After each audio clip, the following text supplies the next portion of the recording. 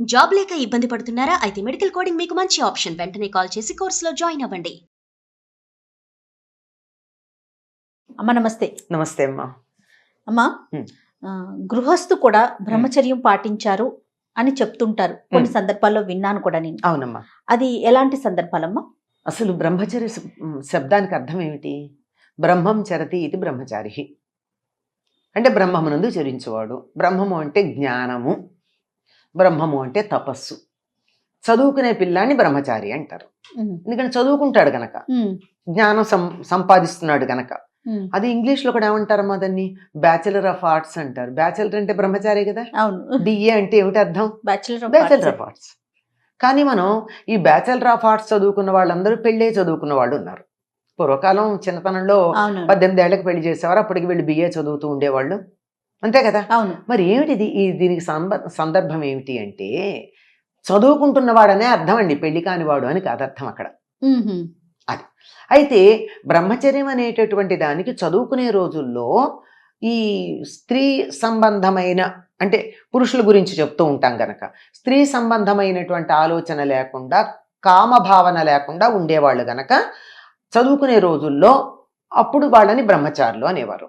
మొన్నటి దాకా కూడా ఒక మాట వాడకంలో ఉండేది, ఏదో వివాహ విద్య నాశాయ అని. పెళ్ళయిందంటే ఇంకా చదువు అయిపోయింది. ఎందుకంటే అంతసేపు పుస్తకం తీసి చదువుతూ ఉంటే సాహిత్యం చదువుతున్నారు అనుకోండి, అందులోను భార్య మీద భర్త మీద మనసు వెళ్ళిపోయిన తర్వాత ఇంకేం చదువుకుంటారండి? మనసంతా అక్కడే ఉంటుంది. అది మామూలుగా అంటే పరిపూర్ణంగా దృష్టి అంతా దాని మీద కేంద్రీకరించి మొత్తం సమయాన్ని చదువు కోసం కేటాయించిన వాళ్ళ సందర్భం. మరి ఇప్పుడు అట్లా కాదు కదా. పెళ్ళయ్యాక కూడా చదువుకుంటున్నారు, జీవితాంతం చదువుకునే వాళ్ళు ఉంటారు. అందువల్ల అర్థం కాదు. అంటే గురువుగారు ఆశ్రమంలో ఉన్నప్పుడు చదువుకున్న దాన్ని బ్రహ్మచర్యాశ్రమం అనేవాళ్ళు. అయ్యాక వివాహం అయ్యేది. ఇక పెళ్ళయ్యాక గృహస్థ జీవనంలో పడిపోయి జీవనోపాధి ఎలా బతకాలి, అందరూ ఉద్యోగాలు చేసేవాళ్ళు ఏం కాదనుకోండి, ఎలా బతకాలి అన్నదంతా అట్లా సాగుతూ ఉండేది, అంతా బాగానే ఉండేది. అయితే బ్రహ్మచారి అనేటటువంటి పదానికి బ్రహ్మమునందే మనస్సు కలవాడు అన్నప్పుడు, బ్రహ్మం మీద మనసు ఉన్నప్పుడు, బ్రహ్మం అనే దానికి తపస్సు అనే అర్థం కూడా ఉందన్నాం కదా.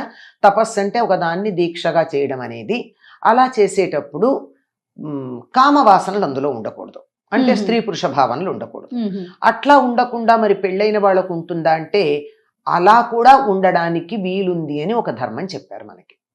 ఎట్లాగంటే వివాహమైనటువంటి వాళ్ళు సంసారం నిర్వహించటం అన్నది, అంటే భార్యాభర్తల ధర్మం, దాంపత్య ధర్మం, అంటే శారీరకమైనటువంటి దాంపత్య ధర్మం ఏదైతే ఉందో అది ఎప్పుడెప్పుడు నిర్వర్తించవచ్చు, ఎప్పుడు నిర్వర్తించకూడదు అన్న దానికి కొన్ని నియమాలు ఉన్నాయి మనకి.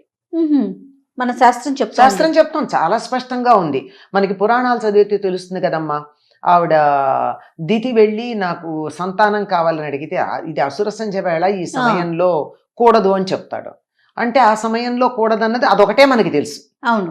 అంటే అసుర సంధ్య వేళ, ఉషస్సంధ్య అంటే పొద్దున తెల్లవారుతూ ఉన్న సమయం. ఎందుకంటే ఆ సమయంలో ఏ పనులు చేయాలో చెప్పబడింది కనుక ఆ పనులు చేస్తే ఆరోగ్యానికి మంచిది. మనకి బయోక్లాక్ గురించి కూడా ఇప్పుడు ఆధునిక శాస్త్రంలో, సైన్స్లో చెప్తున్నారు కదా, ఏ సమయంలో కిడ్నీ బాగా పనిచేస్తుంది, ఏ సమయంలో లివర్ బాగా పనిచేస్తుంది, దానికి తగినట్టుగా మనం ఉంటే ఆరోగ్యం ఉంటుందని చెప్తున్నారు కదా. అట్లాగే నిషిద్ధ సమయాలు ఉన్నాయి. ఇప్పుడు చెప్పాను కదా, అసుర సంధ్య, ఉదయం. అట్లాగే కొన్ని తిథులు, ఆ తిథుల్లో భార్యాభర్తలు కలవకూడదు.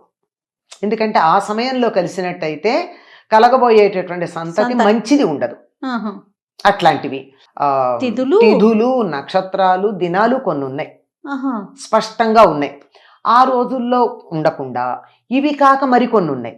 మరికొన్ని అంటే రేపు తద్దినం పెట్టబోతున్నారు తండ్రిది, ఆ ముందు రోజు, ఆ రోజు, మర్నాడు, ఆ 3 రోజులు బ్రహ్మచర్యం పాటించాలి. తండ్రికి తల్లికి ఎవరికి తద్దినం పెట్టినా అంతే కదా, వాళ్ళకే పెడతారు.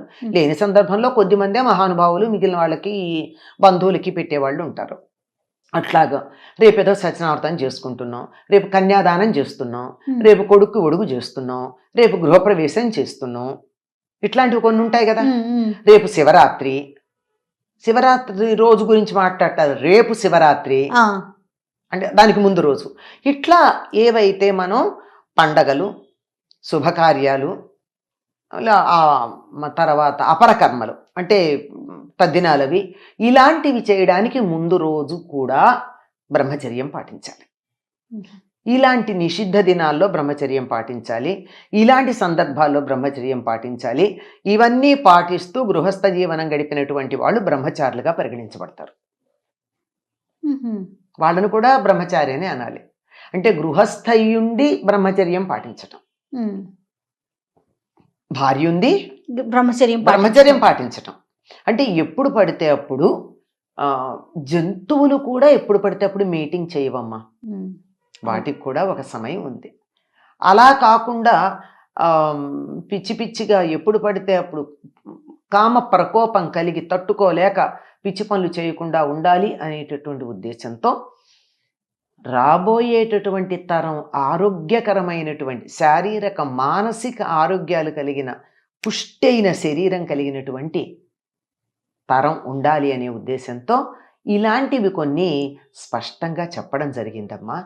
ఇవన్నీ పాటించినట్టయితే వివాహమైన వాళ్ళు కూడా బ్రహ్మచారులుగానే పరిగణించబడతారు. అట్లాగా రేపేదో సత్యనారాయణ చేసుకుంటున్నాం, రేపు కన్యాదానం చేస్తున్నాం, రేపు కొడుకు ఒడుగు చేస్తున్నాం, రేపు గృహప్రవేశం చేస్తున్నాం, ఇట్లాంటివి కొన్ని ఉంటాయి కదా. రేపు శివరాత్రి రోజు గురించి మాట్లాడతారు. రేపు శివరాత్రి అంటే దానికి ముందు రోజు. ఇట్లా ఏవైతే మనం పండగలు, శుభకార్యాలు, తర్వాత అపరకర్మలు అంటే తద్దినాలవి ఇలాంటివి చేయడానికి ముందు రోజు కూడా బ్రహ్మచర్యం పాటించాలి. ఇలాంటి నిషిద్ధ దినాల్లో బ్రహ్మచర్యం పాటించాలి. ఇలాంటి సందర్భాల్లో బ్రహ్మచర్యం పాటించాలి.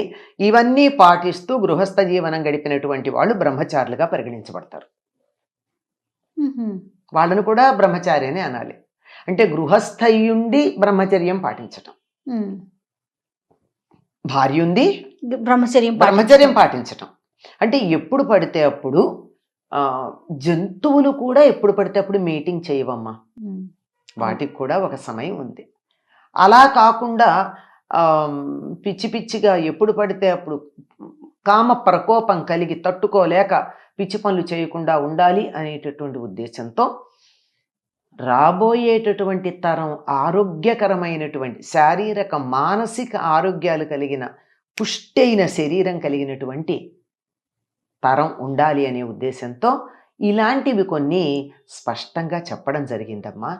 ఇవన్నీ పాటించినట్టయితే వివాహమైన వాళ్ళు కూడా బ్రహ్మచారులుగానే పరిగణించబడతారు. నమస్తే అమ్మా. నమస్తే అమ్మా.